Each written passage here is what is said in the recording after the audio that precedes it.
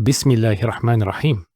We're going to explain the difference between Jalsa and Qa'ada, two words that mean he sat. So what's the difference? Jalsa means to sit up from a lying down position.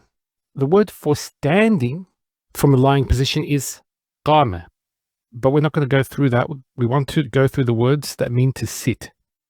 Jalsa also indicates a higher aspiration or purpose, a worthy cause. So it's not just any sitting.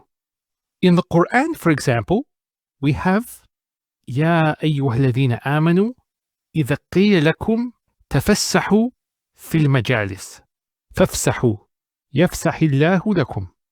Usually, the way it's translated is, O you who believe, when you are told space yourselves, then make space. Allah will space for you. And that's commonly that's been understood.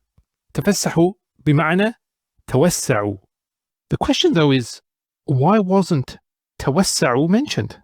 We have this word تفسحوا, which is more specific than توسعوا. If the meaning was to just make room for other people, the word توسعوا would have been more appropriate. However, here, تفسحوا actually has a more specific meaning that I want to explain, inshallah. And this is referring to do it fil majalis. So this is the word we're discussing. Majalis is the plural of majlis, the place of jalasa, of sitting. It's an important gathering. And so it has the meaning here of having a purpose. Let's look at this word here, tafassahu, because it's important to understand this.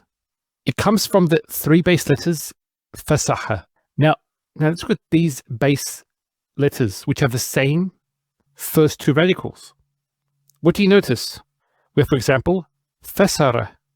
From it, we get the word tafsir, which means to explain something, to expound something. We also have words that have a negative connotation, like fasaqa and fasada. Once again, this refers to a coming out.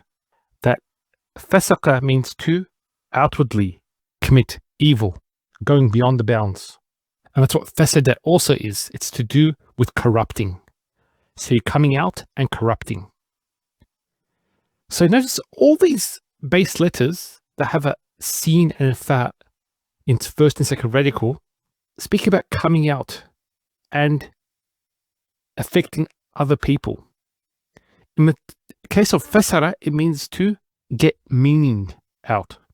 Similarly, if you approach it another way, if we take the three base letters and rearrange them, because we get similar meanings when we do this, we get safaha. And safaha has the meaning also to come out, to pour out.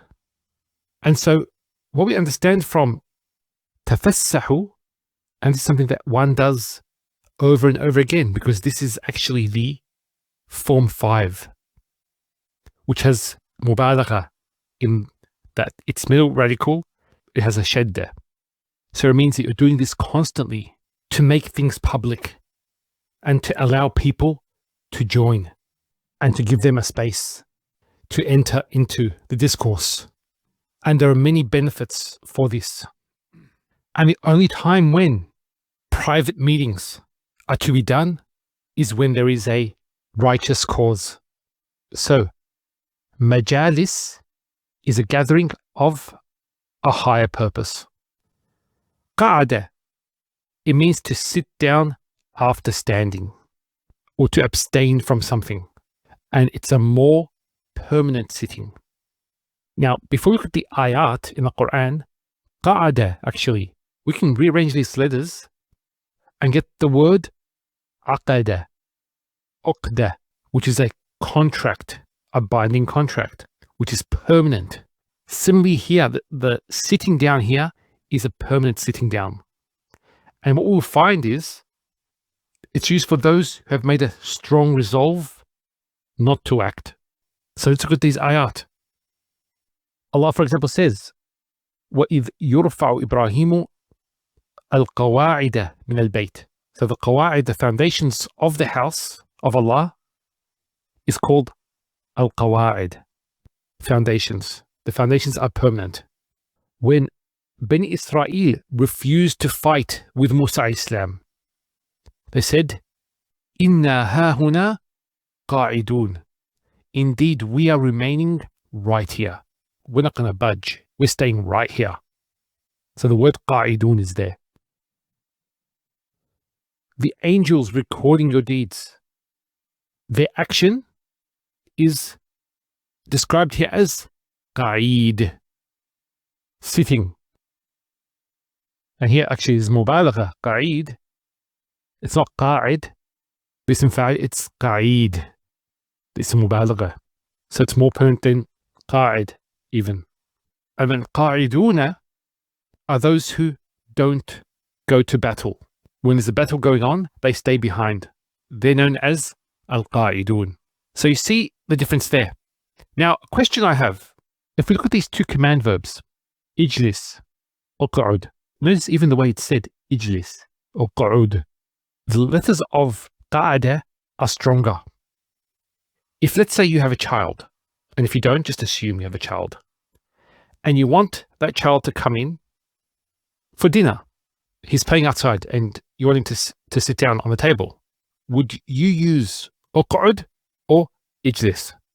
That's the first question. Second question, let's say your child was doing something wrong. He was doing something that he should not have been doing. And you want him to stop that thing and to sit down and not go back to that thing again. Would you say ijlis or uq'ud? So they're the two questions. Let me know what you think. وصلى الله على سيدنا محمد وعلى آله وصحبه وسلم والحمد لله رب العالمين.